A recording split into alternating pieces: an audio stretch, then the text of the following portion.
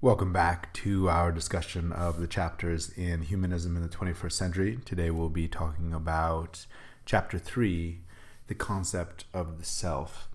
So, whereas the first chapter introduced the key tension between Plato and his theory of essence and Heraclitus and the concept of flux, in Chapter 2 we explored the ramifications of Plato's philosophy and started to present the outline of some contrasting theories that develop in the 20th and 21st centuries. Today, we're going to start to look at those two tensile ideas, those concepts that are in tension with one another, in terms of the concept of the self. The self, like everything else, is an historical creation. In other words, the way that different cultures and times and places imagine what it means to be a self is not universal. It's not constant. It changes through time. The values and valences change. And so what we're going to do today is start to look at that. And we're going to start out this chapter the same way that we'll start out a few other chapters in this book, by looking at an historical example. And what this history allows us to do is to really start to develop other thought models outside of our Platonic inheritance, other points that we can use to pivot to different forms of thought. And today, our starting place is the Stanford prison experiment. Maybe famous, perhaps you've heard of it before. The Stanford prison experiment was conducted by a social psychologist named Leo Szilard. He published a book from these findings called The Lucifer Effect. So if you're interested in actually looking at the psychological studies, find The Lucifer Effect, read that. It has quite a bit more data. It's a bit more scientific in its approach. But the Stanford Prison Experiment, as it's understood popularly, has been made into several documentaries and movies, dramatizations. I think one can be found on Netflix if you're interested in tracking down more information. The basic concept, though, is fairly straightforward. In Stanford University, in the 1950s, a famous social psychological experiment was conducted in which random students and people from around the Palo Alto, Stanford area were invited to participate in a study. The randomness is really important because they were average, normal people, just like you and me. And what they were invited to do here is to take on one of two roles for a given period of time. They didn't actually fulfill the entire time length for the experiment because everything really went crazy. So the one of the roles was the prison guard, and the other one was the prisoner. They were equally divided, randomly assigned those roles. What happened in the process, though, is that the people who were the prison guards took their roles extremely seriously. In fact, so much so that even though it was simply an experiment and nobody really had any stakes involved in the level of control or discipline, the prison guards started to exercise more and more sadistic measures. The prisoners, for their part, also lost sight of the fact that this was simply play acting, and they started to act more and more like prisoners, planning escapes, faking sicknesses, things like that.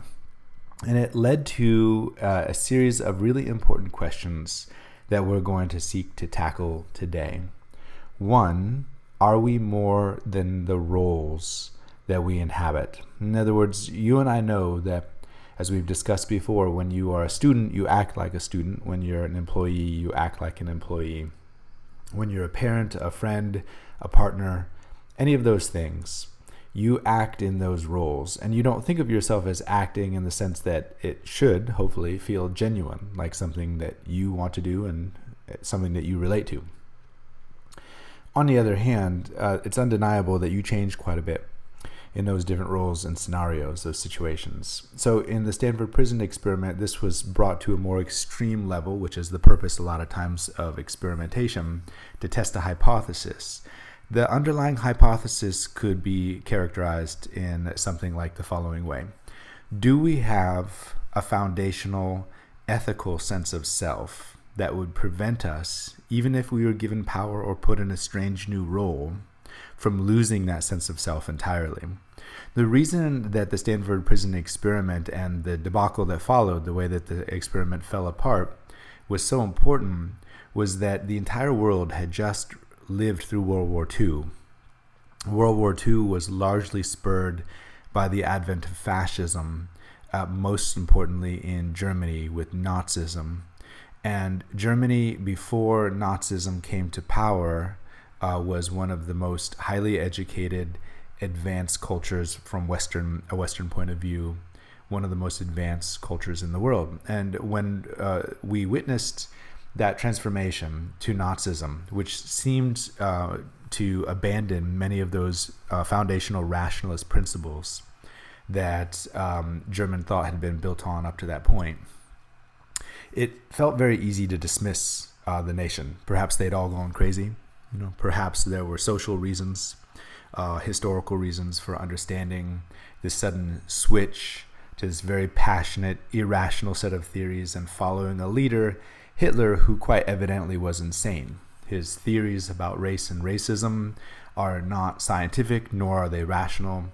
There is no basis in any kind of reasonable thought for his concepts. And yet here 45 million very smart, educated, thoughtful people fell in line with this idea and even went to war for them and died for them.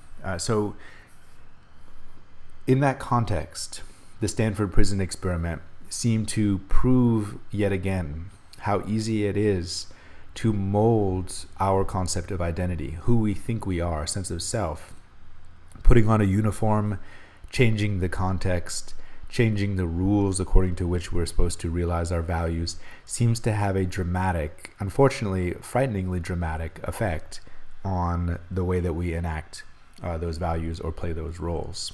So this was especially disturbing because we largely in the West are the inheritors of a profoundly Platonic concept about the self.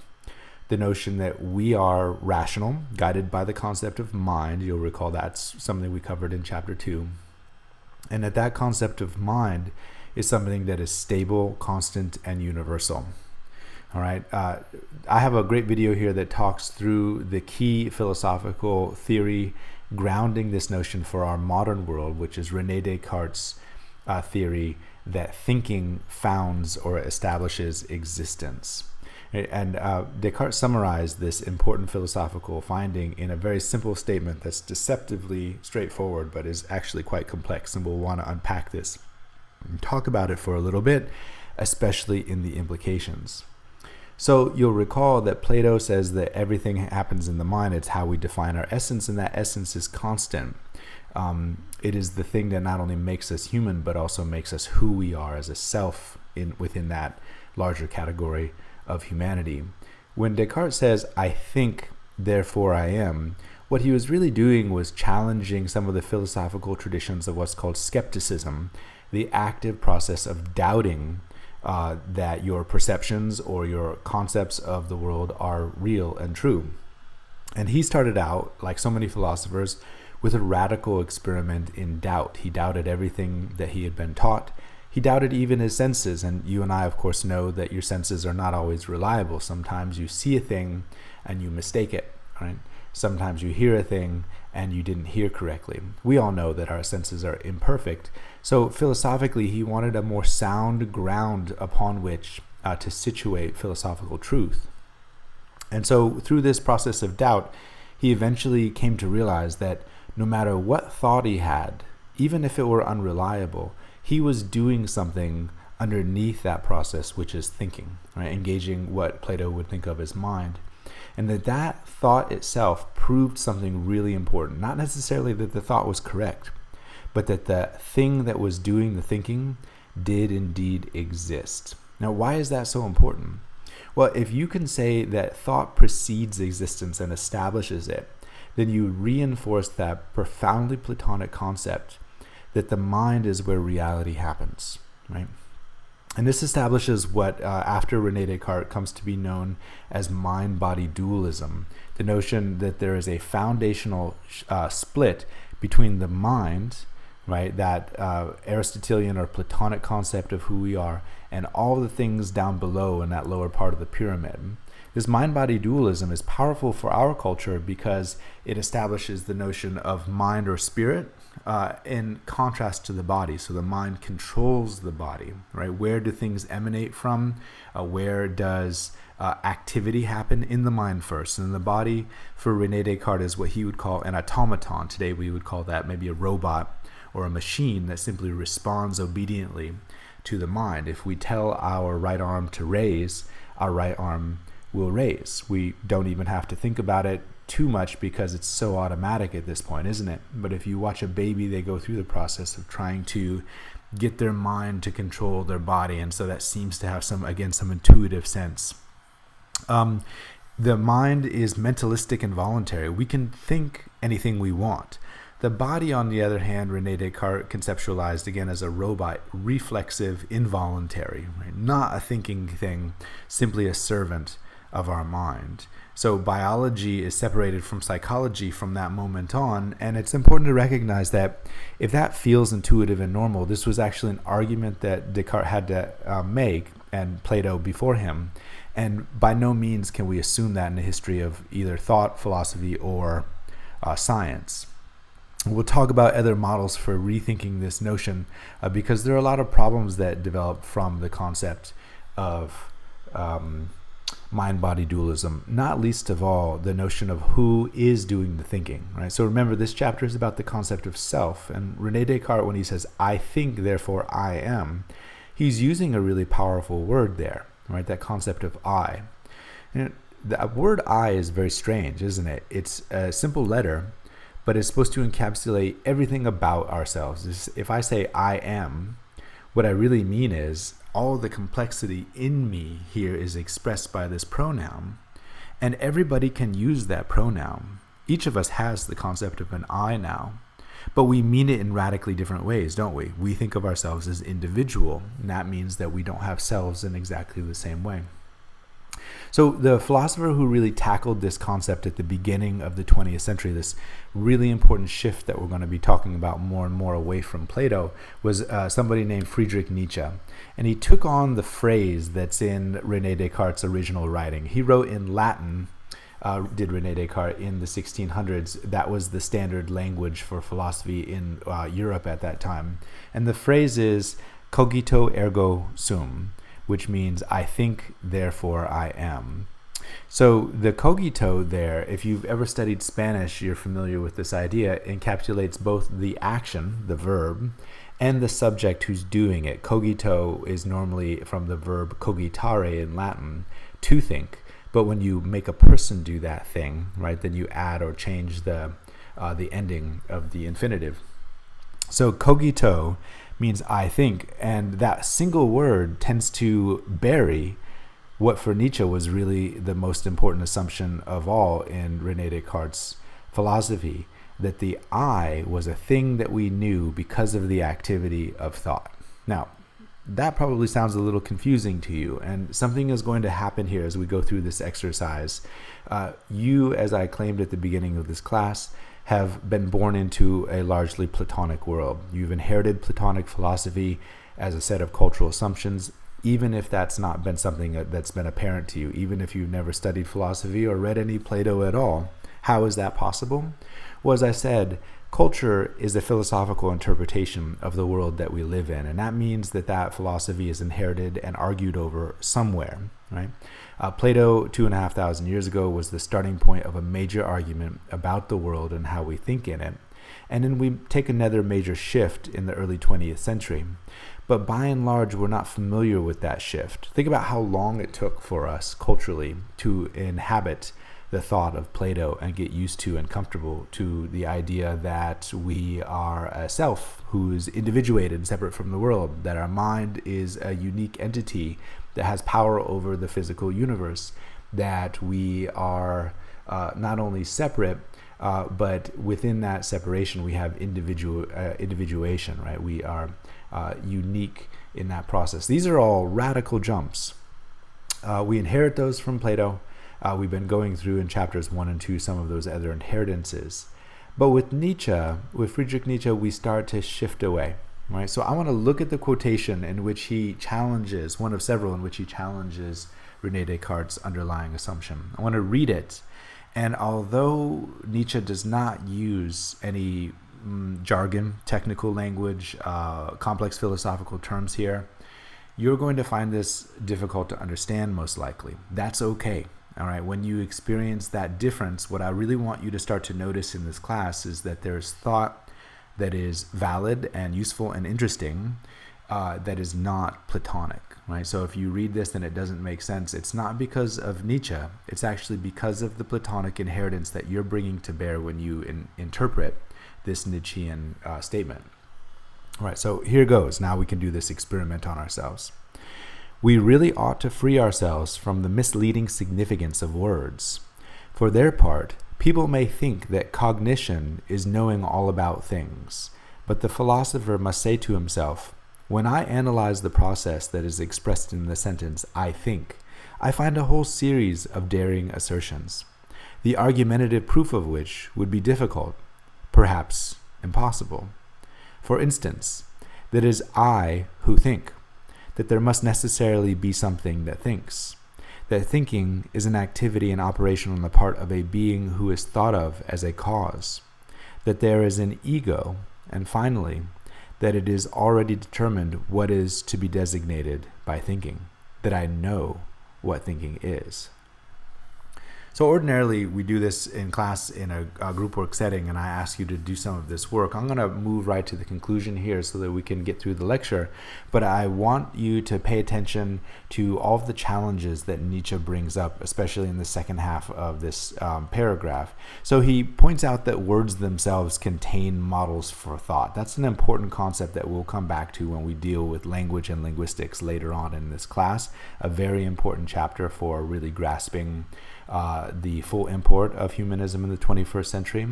But when he moves down into the conclusions that he can draw from this, the challenges he can draw from this to Rene Descartes' statement, cogito ergo sum, I think, therefore I am, he says some very interesting things that I want to point out.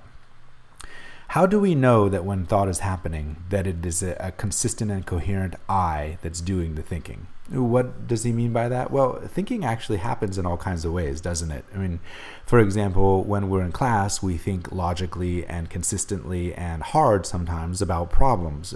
When you're in a math class, right, there's no avoiding the logic of the structure of mathematics, which sometimes is frustrating, but also sometimes beautiful and interesting. It depends on what kind of experience you have there with math.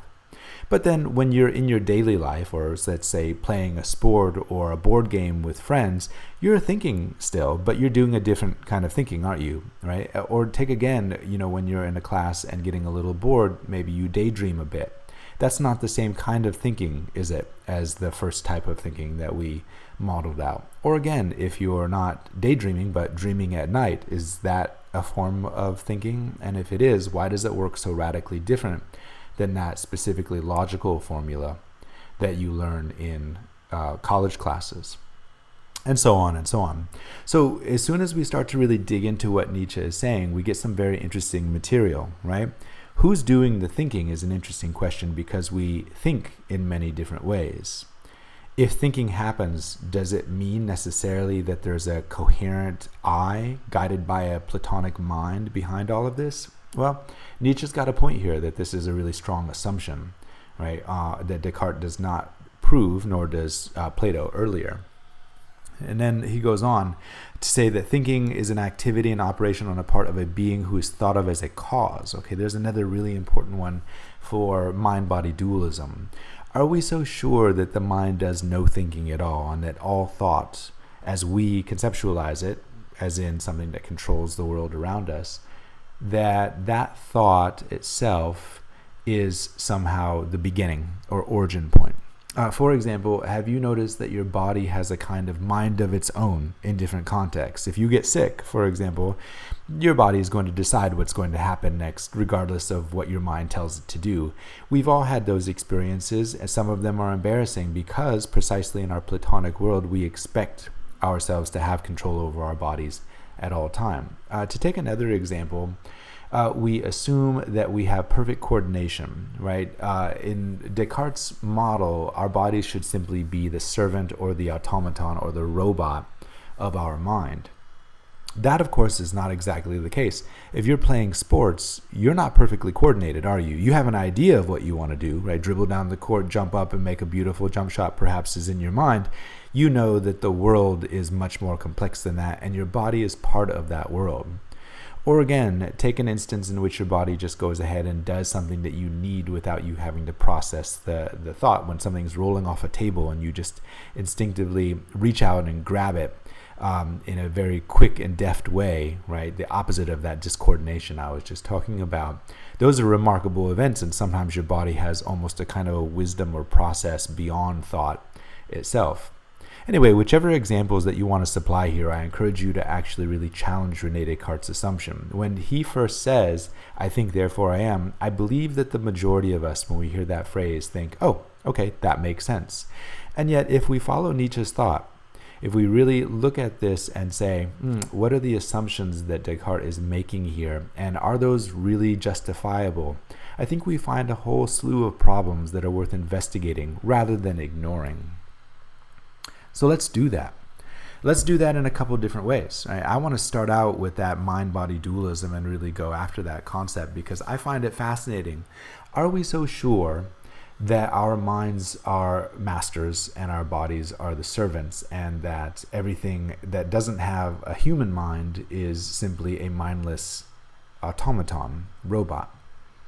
René Descartes thought so. He thought so very strongly. In fact, he made the outrageous argument that animals don't feel pain or suffer because that's an activity of the mind, whereas they're simply robots, right, responding to sense stimuli without really understanding what they're doing.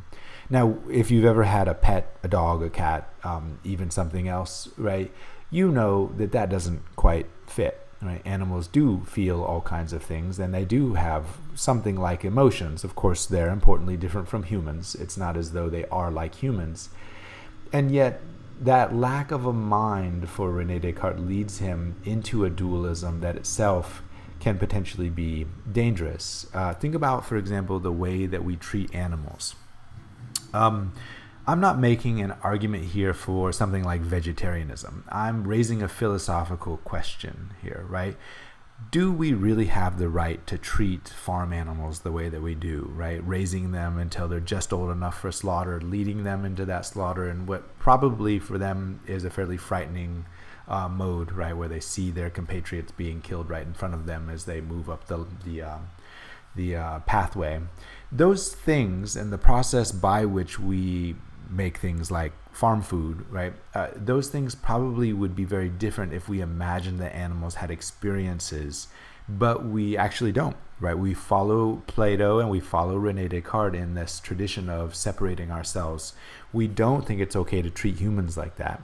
Although frighteningly, we have dehumanized people, and that has been our excuse for treating them sometimes in a similar way. That's extraordinary, right? Those are unusual events, but they certainly do happen, and perhaps they happen more in the modern world than they ever have before.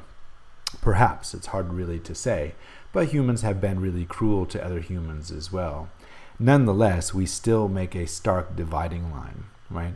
Challenging that concept of humans and animals in the mind-body dualism of René Descartes is the theory of ethology. This was developed by a fascinating biologist named Jacob von Uxkum in the early 20th century. He decided that rather than simply thinking of animals as automaton, things that simply respond to sense stimuli, that we should conceptualize them more in a sensory feedback loop. And what he noticed along the way is that all things, including humans, actually use this same sensory feedback loop. In fact, the very concept of a feedback loop becomes powerful in the 20th century as a way of describing many things. Modern computing, for example, would not be possible without the theory of a feedback loop. So what is the feedback loop? It's fairly straightforward. It's the notion that when you have sensory perception, you then have a response. The success or failure of that response then becomes part of a feedback, information that you feed back into your response that can change how you respond. Okay? Why is that so important? Well, because it resembles something like a form of thought, doesn't it? right? If you try something and it fails, and you try it again in the same way and fail again, you're not really thinking. But a lot of the problems that we encounter in life have to do with dealing with something and coming up with new solutions, right? We'll drive a car every day, no problem. But the moment it breaks down, it becomes a problem for us. And then we have to solve that problem. So we have a different mode of thought or engagement with the world when we're encountering a problem, as opposed to something that we assume is automatic. If humans are in a feedback loop and animals are in a feedback loop, this might provide different models for thinking about the mind and how we engage in it. Take, for example, those acorns that I mentioned in chapter 2. In teleological thought, the acorn is guaranteed to become the oak tree. But most acorns, as we all know, don't actually become oak trees. Most of them become food for animals. And in our area, squirrels do a lot of that gathering and maintaining of those acorns. If you've ever lived around one of these oak trees, they drop way too many acorns all at once for any reasonable concept of how they would all grow, right? It would become a forest in a matter of years. But that doesn't happen. That's because the squirrels around here diligently gather up the acorns and they bury them. But what's really interesting about this feedback loop that they're in is that when they bury those acorns, they don't have a way of coming back to exactly the acorns that they've buried. Instead, they have a complex culture, right? They have a way of interacting with other squirrels where all the other squirrels are doing this under all of their oak trees in those areas. And as winter sets in and the squirrels migrate from area to area, they rely on the fact that all of the other squirrels under these other trees have buried other acorns that then these squirrels can access. In other words, they're in a fairly complex structure of cooperation. They don't have to communicate it. It's something that happens. But that relationship is a reminder of how complex ethological feedback loops can become. We do something similar, don't we? Right? We have feedback loops that are culturally developed. When we expect to get groceries, we drive to the grocery store, and we are in an unspoken feedback loop with literally hundreds, if not thousands of other people. Farmers who are making food, truck drivers, people who are stocking the shelves, the cashier, right? The monetary system that allows us to pay with our credit card on our way out, the car and all the ways that it functions, right, to drive our groceries around with us in it. That is amazing, and it's very similar to this kind of feedback loop in which we do a thing and rely on other people to do something as well. That is not what René Descartes means with mind-body dualism. So what's wonderful about this is it creates what Jakob von Uexküll called an Umwelt, from the German, which means the surrounding or totalized world of perceptual experiences and interactions. It includes the body as well as the mind. Perception is a kind of a neat trick for avoiding that mind-body dualism, because perception is part mind and part body, isn't it? Right? And then the interpretive act of the feedback loop gives us what's called an embodied perspective. So in other words, we don't see the world in abstract truths per se. We see the world because we are interested in certain aspects of the world. When you see an acorn, you don't think like a squirrel does that this is a meal, right? You might, by the way, if you were a West Coast Native American who used acorns for one of their staples for the diet, you can do that, but we don't think of it that way. When I was living in France, and I was looking for oatmeal because I like to eat oatmeal in the mornings. The French that I asked, thought that was hilarious. Why? Because only horses eat oatmeal in France, right? So there's no such thing really as breakfast food in that oatmeal sense or any of those variations in France. And I actually had a really hard time finding it, not because I was either right or wrong, but because my embodied perspective and interested perception was looking for something that simply was not available to French cultural concepts of food. In philosophy, we talk about this notion in terms of phenomenology. Phenomenology comes from the Greek word phino, to appear. Right? When something appears to us, what's interesting about our perception is that we don't understand that perception universally. If you look at this duck-rabbit image, right? Our mind is capable of understanding that in the abstract, there's an image that looks like two things at once. But if you actually look at this, what your mind wants to do is shift back and forth, even very quickly, between these two perceptual experiences. Is it a duck or is it a rabbit? Your mind has a hard time seeing both at once. Why? because we're structured along the lines of intention, perspective, and perception. In other words, we have an interested intention in the world that shapes our perception through the perspective that we embody. So we are people in the world, not universal abstract humans. Our intentions and our perceptions are shaped by the things we specifically need and how we engage in satisfying those needs. So ethology in the early 20th century turns out to be an incredibly powerful tool for describing some of these problems. By the way, when we talk about multitasking, one of the reasons that we know that that's not right, and cognitive scientists tell us this all the time now, is that our minds are not capable actually of doing more than one thing at once. We simply are good now and getting better at shifting very quickly between lots of different things, right? So if you're texting and watching a movie, you're actually not doing both of those. You're texting for a little bit and then watching a movie for a little bit and catching up. And those activities of shifting back and forth are becoming more and more common, but we're not actually changing the hard wiring of interested perception that guides our ethological experience. So let's define ethology at this point in a straightforward way. It's one of the more complex concepts that I'll introduce early on in this class. So let's take a moment for it, right? Let's call it the sum of ecological and embodied effects, so our environment and our bodies, in a human or an animal, so no more is this mind-body dualist, right, that allow it to survive and thrive. And there's a Darwinism in that last part, right? The concept that what we're really after in our interested perception is figuring out how to continue our existence. And that can mean all kinds of things, right? We can define that in many ways, and humans have the remarkable ability to redefine what it means to survive and thrive in many different contexts, perhaps more broadly than many other animals. And yet fundamentally, we are still locked in that perceptual feedback loop. Right? All right. Normally we'd have a quiz here, which is very interesting on ethology, but let's move on. So coming back to this concept of self, now that we've introduced the theory of ethology, I want to ask another question. Do we have an inner world? And this is pertinent to our initial story of the Stanford prison experiment, right? Are we constant in our life experience? Or instead, do we act differently in different situations? For example, when you go to Thanksgiving, or when you sit down to a family meal, is it the same as all of your other meals, right? And if so, why is that? What are the habits and characteristics that you carry through all of these different meals? Or in fact, if for most people, you eat differently and act differently depending on the company that you have, it's worth asking why. Why is that? The food perhaps maybe is the same, or the idea of the food at least, but the way that you act around it, the manners that you bring to it, are radically different, or can be.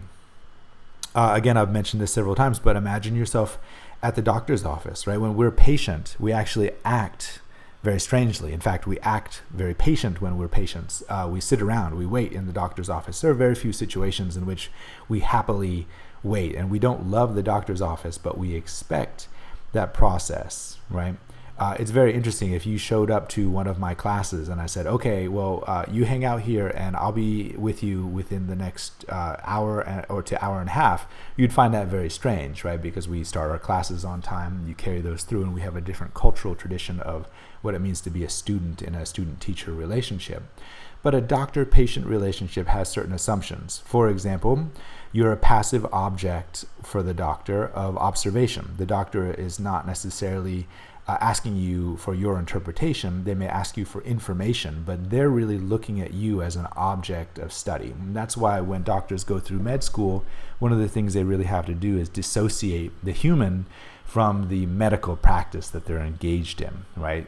So they work on cadavers and things like that. For surgery, it's really important not to worry about the person in some specific way, but to really be abstract and methodical in your approach. So there are reasons why we do this, and yet when somebody puts on that attitude of the doctor or the patient, they're actually changing something about themselves, how they look at the world, how they act, and how they perceive that action. What about when you go to your place of worship, right?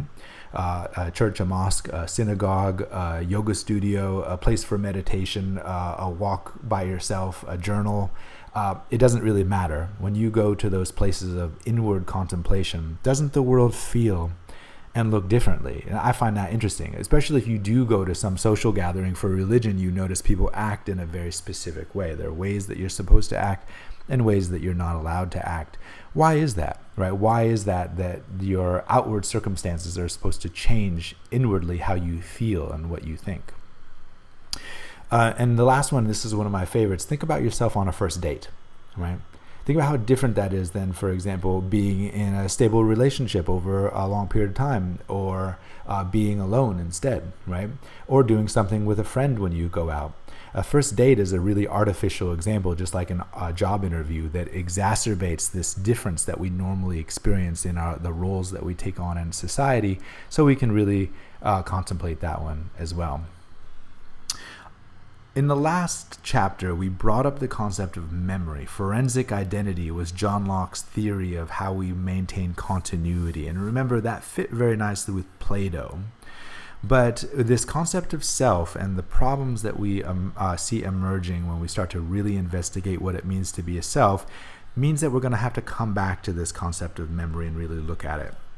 And for that, again, we need to come to the philosophy and theory of the early 20th century, specifically in this case, Henri Bergson. Henri Bergson was an interesting philosopher, polymath, very interested in all kinds of things.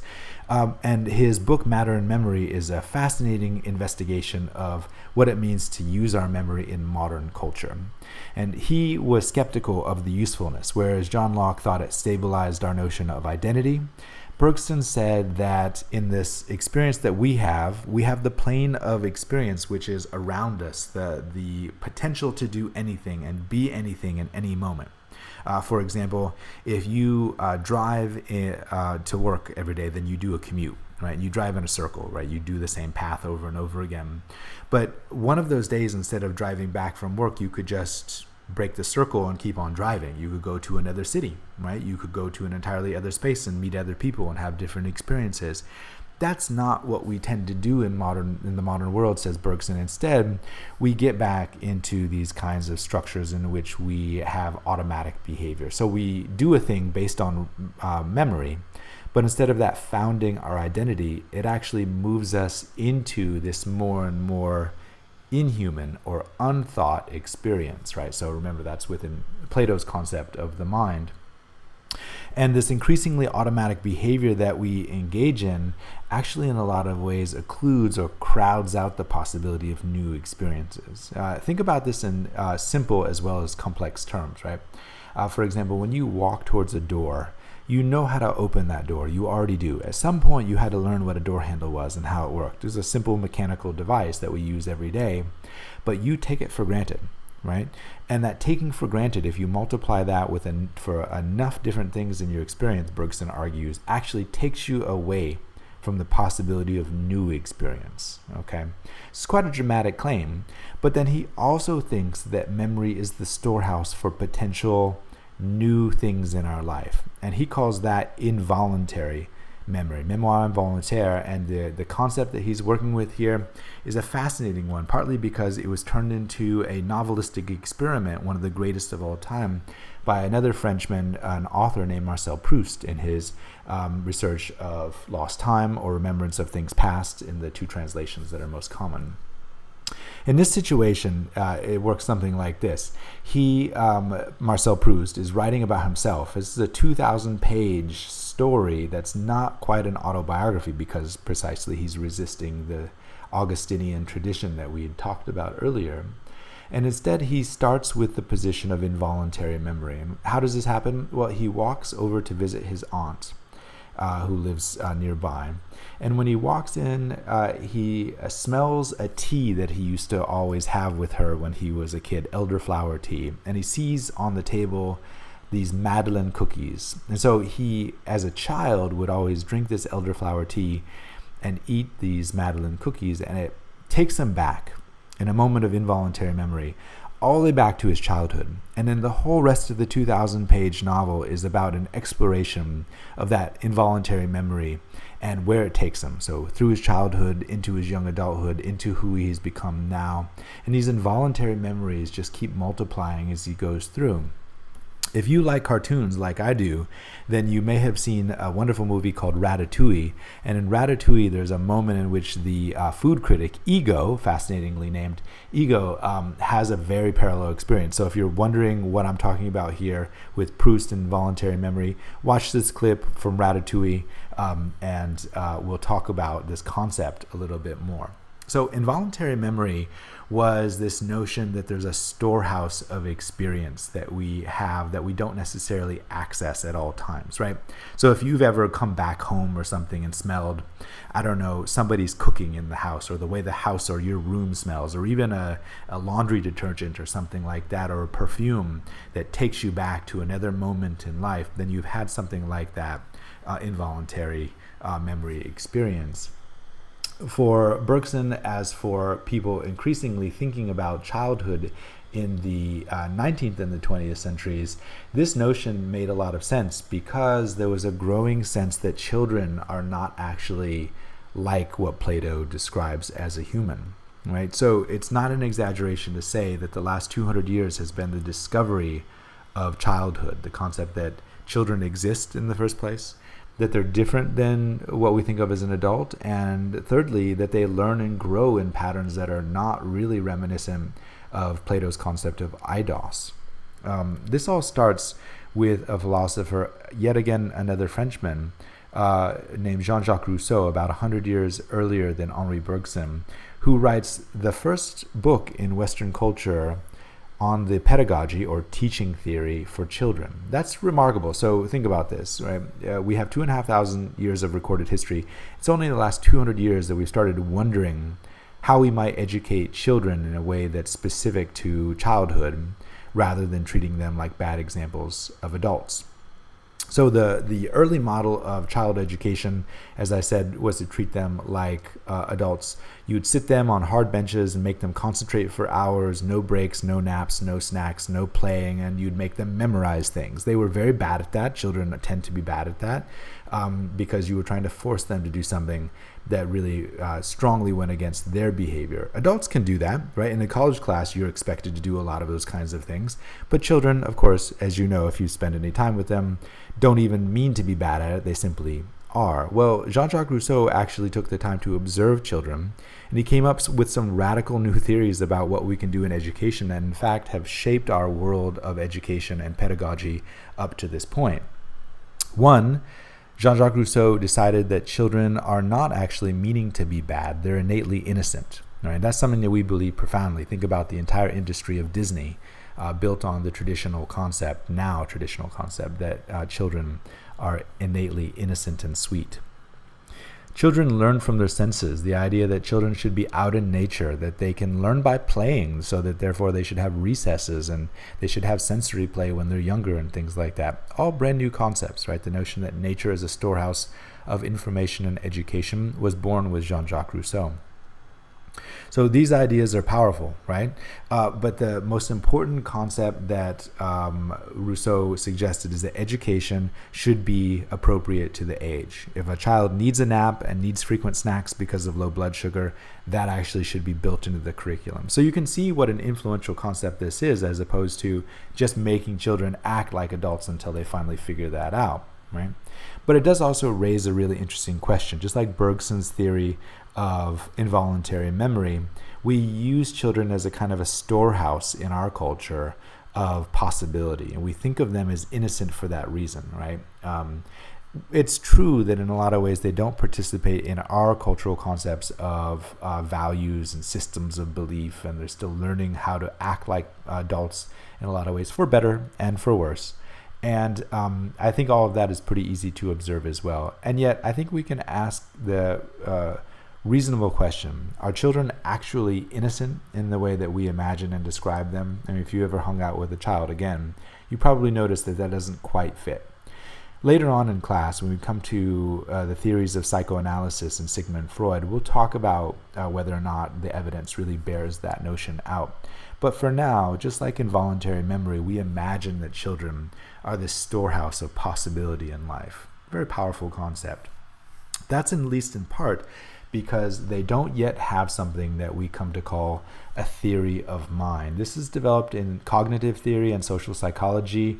It's actually an extraordinarily recent idea. The theory of mind is the notion that other people around us, not just ourselves, have the same complex intellectual mental world that we have. Okay, that's a fascinating idea. So the theory of mind was proven in the 1990s through a set of now famous experiments.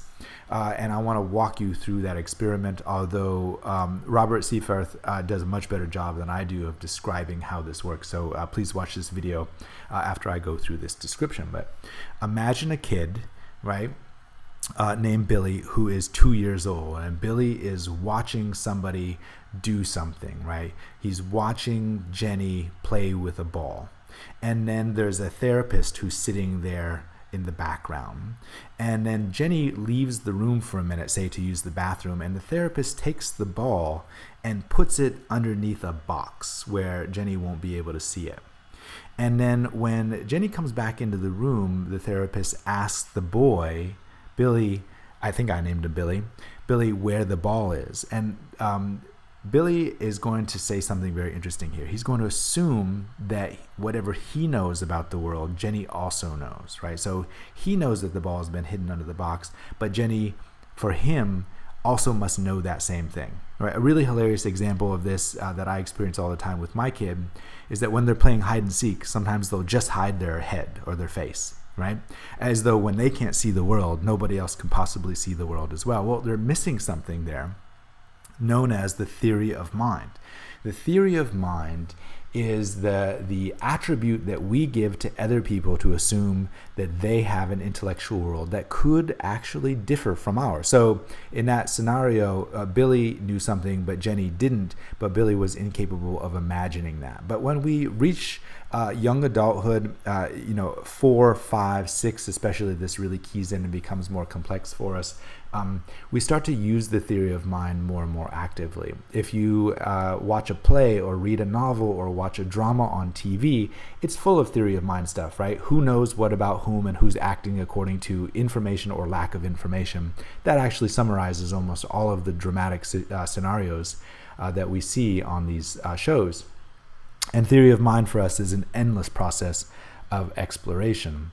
The reason that it's missing for children has to do with cognitive development, but it's a reminder of how profoundly different children's worlds are. Their inner worlds are different, their cognition is different, how they experience the world. And the theories of education or memory from Bergson to Rousseau are an important early indication of this problem, right?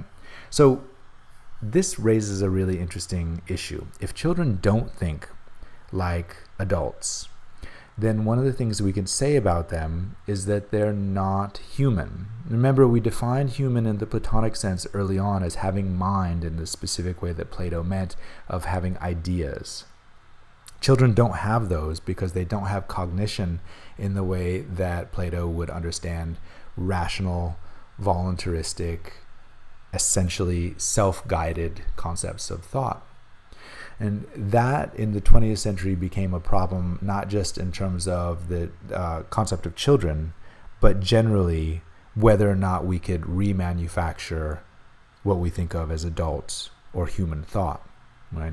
In other words, can other things think like us, or can we create something in artificial intelligence that thinks like us? If children can't do it, are they human, right? That's one set of questions that we'll tackle when we get to psychoanalysis. On the other hand, if children learn how to think like humans, then it must be possible for other things to learn to think like humans too, perhaps. Right?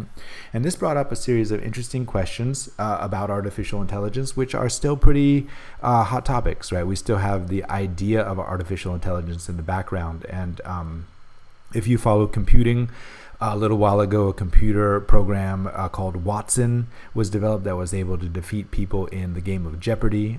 Before that, there was a computer system called Deep Blue, developed by IBM, that was able to defeat the greatest chess master in the world, Kasparov. There's a famous documentary, by the way, called Deep Blue about that.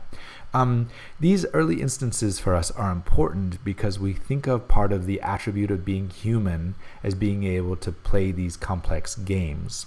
and computers seem to be able to match our abilities as they develop. Now, whether or not a computer can therefore start to act human is a bit more of a jump. And so one of the early inventors of the concept of computing, Alan Turing, developed what he called the Turing test. The Turing test is a very simple program, right? The concept works like this.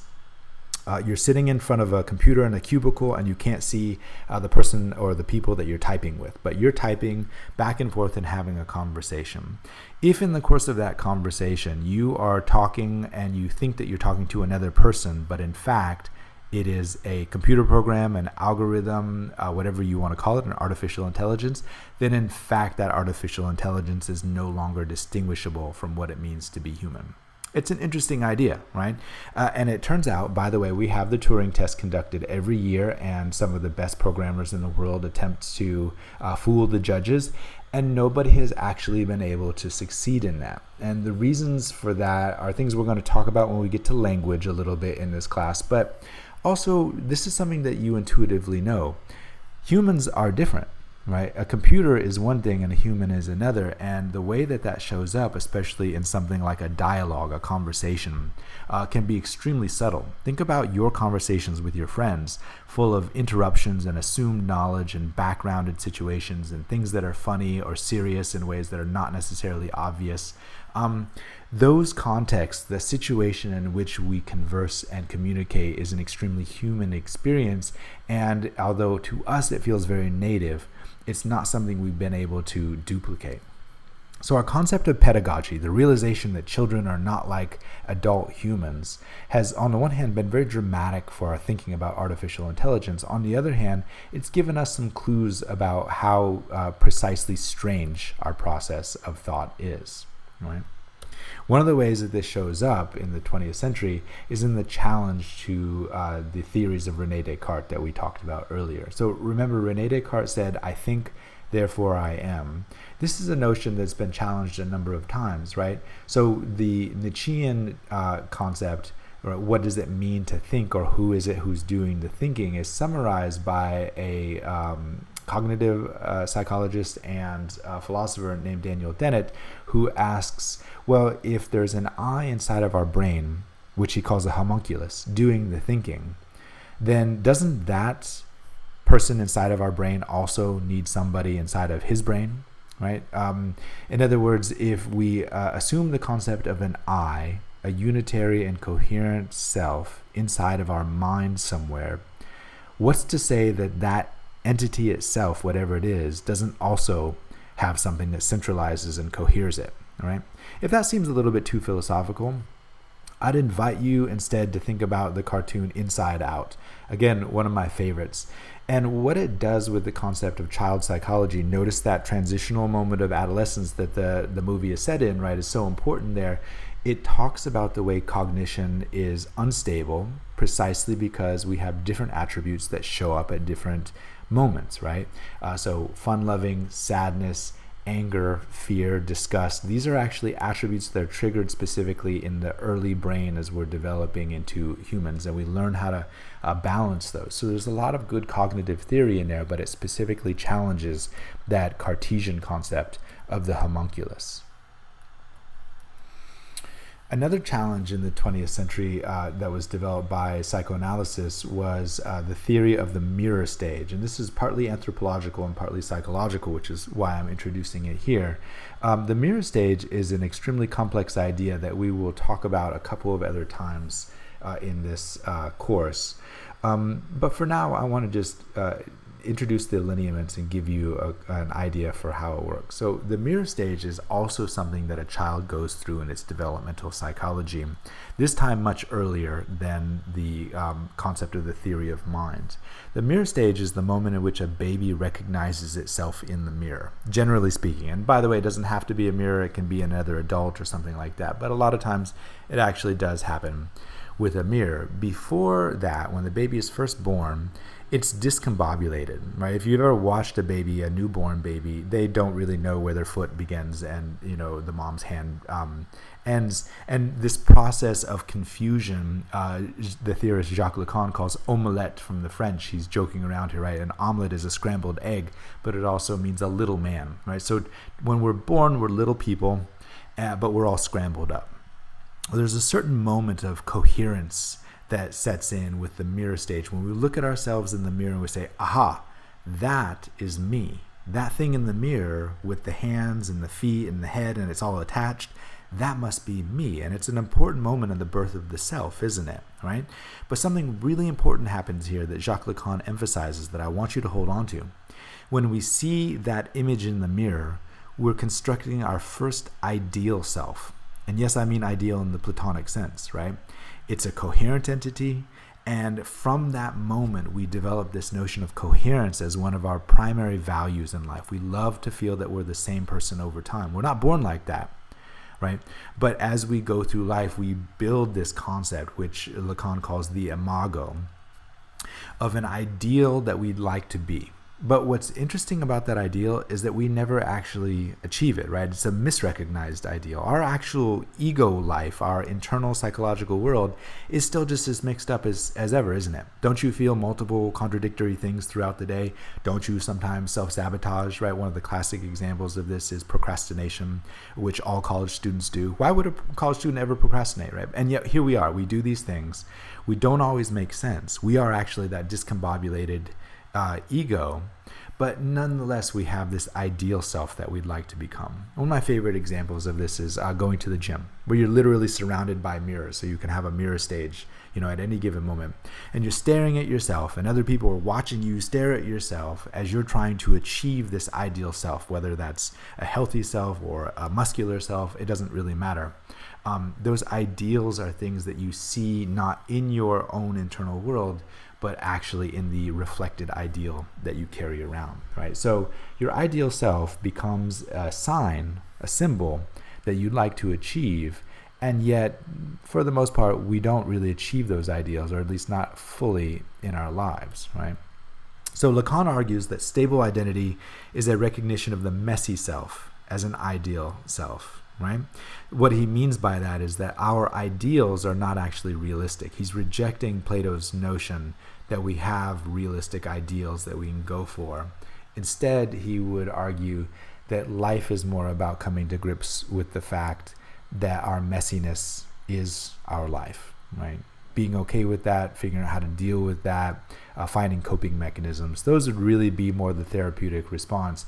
Plato, because he emphasizes the concept of idealism so much, actually is not very helpful there. In our own culture, though, we have a lot of techniques for trying to build that concept of self, and those all come down to theories of discipline. Here I want to introduce one of my favorite theorists in this class, a Frenchman named Michel Foucault, and his ideas of the techniques of self. He's very interested in discipline and how we use those disciplinary practices to construct selfhood, and he goes all the way back to Greece and looks at the Olympic Games. He notices that when the Olympic Games were started by the Greeks, they used it not only as an opportunity for athletic competition, but also as a set of strategies for creating an ideal self, right?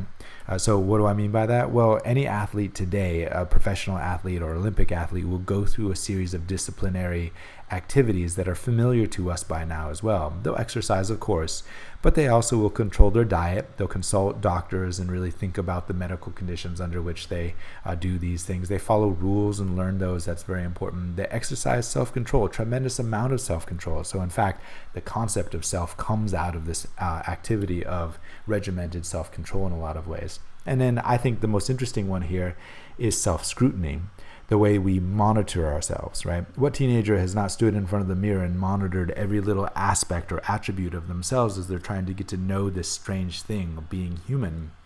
Self-scrutiny, just like in our early mirror stage, is built deeply into our concept of culture. but we have these disciplinary activities, not just through sports, but through many other things that guide and shape that concept of self and help cohere it into some sort of practical ideal that we can work with, right? So there are ways culturally in which we try to do this. The gym I already mentioned, but think about academic culture too. You are disciplining and shaping your mind in a lot of ways. It's uncomfortable to sit still and read for a long time. You probably noticed that, but you are literally disciplining your body to be able to ignore some of that discomfort and get lost in the life of the mind, at least enough to follow some of these ideas so that you can achieve your larger ideal goals of a degree, etc. Foucault builds on this concept of techniques of self, and he notices that it's not just individual choice that does this. He notices that there are cultural formations that really build on this structure, and some of those are involuntary. For example, the prison. The prison system is a relatively new phenomenon. In the United States, we used to call them penitentiaries because you were supposed to be penitent, think about what you had done wrong. But those early prison designs, especially the ones that were designed in England and the United States, had something interesting about them. They encouraged self-reflection and self-scrutiny, right? So there's that key phrase again, self-scrutiny. Here's how one of them worked. Foucault thinks that this concept of the panopticon is very interesting and indicative. So let's go through briefly his description. The panopticon, designed by an architect and philosopher named Jeremy Bentham in the mid-19th century, is an architectural masterpiece of disciplinary control. It's structured like this. There are a number of cells around the outside, and each of those cells is facing a guard tower in the center, and the guards for the guard tower can enter from a stairwell inside. So they have double-sided mirror glass, so the inmates never know when the guards are there or watching or not, who's come, who's gone. And the idea that Bentham is working on here is that when the guards are there watching them, of course, everybody will act how they're supposed to. But fascinatingly, if the inmates don't know that they're being watched, they'll tend to act well as well, right? This is something that you know about. When you're driving on the highway, you don't just drive 120 miles an hour on the assumption that nobody will catch you. You assume somewhere down the road there could be a highway patrolman or something like that, and you assume as a result of that you should act well, right? So these concepts work not just in the dramatic context like a prison, but in many other attributes of discipline and punishment in our own culture. These structures are also at play in things like the school, right? You are disciplined and punished quite a bit in the school. Again, you are taught how to sit still, how to concentrate, how to ask even to go and use the bathroom, when you can have lunch, when you can have your breaks. All of these things come under this panoptic structure, right? Where you're being watched, but then eventually, and this is really the important point, you internalize that discipline. So these social formations are things that are embedded in our own psychology, our own notion of who we are. And for some of us, it's really strong, and for some of us, it's weaker. Foucault's broader point is that these discursive formations are an essential part of our culture, right? They're an essential part of how we live and how we experience modernity. Hospitals, again, we've talked about some of this stuff already. When you are in a hospital, you act in a disciplined way. When you encounter police officers, doctors, judges, when you're at work, right, or at the office, all of these discursive formations, now we can start to understand not just as spaces that change our roles and therefore how we act, but as social constructions that actually tell us what it means to be a disciplinary subject, how to control ourselves in ways that make society and the notion of what it means to be human in our particular culture functional. Again, drawing on Foucault, and as we wrap up this lecture here, I want to talk about one more of these important discursive formations, which is the development of the insane asylum. And again, this is very close to the guy that we started with in this lecture, René Descartes. René Descartes was really worried about what he called madness or insanity, right? He wanted a stable structure for thought precisely because he didn't like the slipperiness of the way that the mind works, right? When we dream, sometimes we dream that we wake up. How strange it is when we dream that we wake up and we're not sure which one is the reality and which one is the dream. This is something that René Descartes was disturbed by because he wanted a sound footing for philosophical rationality. Well, not coincidentally, During the same time that René Descartes was writing, the first insane asylum was established, also Bedlam in London. And since then, many, many others have, along with the professions of psychology and psychoanalysis that are mainly there to designate the concepts of insanity by distinguishing it from insanity. So we could say that in the 1600s, when René Descartes was writing, that we had the birth of the concept of insanity as a way of grounding the notion of sanity. This establishes what we in this class will call a binary. The binary in this case would be the split between madness and sanity, but we have many other binaries in our culture. We've already introduced some of these and we'll continue to talk about them in this class. What we'll find is that Platonic thought, Plato's notion of an eidos or identity for things, rests heavily on these binary constructions. So we'll want to really pick these apart and investigate whether or not they're functional, and if we have any critiques or criticisms of them as we take a closer look. So we looked at what's normal and abnormal, right? That was when we looked at the monarchs and the strange clothing that they wore. Sanity, insanity, very important. Reason and emotion, right? These are contrastive ideas that you're familiar with as well. People who are reasonable are supposed to be more in control, very mind-body dualism, right? People who are emotional, perhaps not so much. Rational, irrational. Self-control, lack of control. We've talked about that throughout this lecture today. But the notion that you have an intellect on the one hand, and on the other hand, you have these other kinds of motives that are unreasonable. That's born with the Cartesian theory, René Descartes' theory of thinking founding existence and the Platonic tradition and inheritance. So whether or not this is true is something we can wait to further chapters to really investigate. But for now, I want you to hold on to this concept of the binary, not just in terms of madness and sanity, but more generally as a conceptual strategy for solidifying identity. If we're not sure exactly what sanity is, after all, who among us has not had a moment of what we might regard as insanity at some point in our life? Who among us is always rational, right? But if we have this clear binary, it really helps us to stabilize something, even when there are differences there. So it helps us ignore those differences. Binaries help us ignore the differences that cross over between those binaries, right? So if you're sane, you can't possibly be mad and vice versa. And yet we know, of course, that's not exactly how life works. I'll see you next time.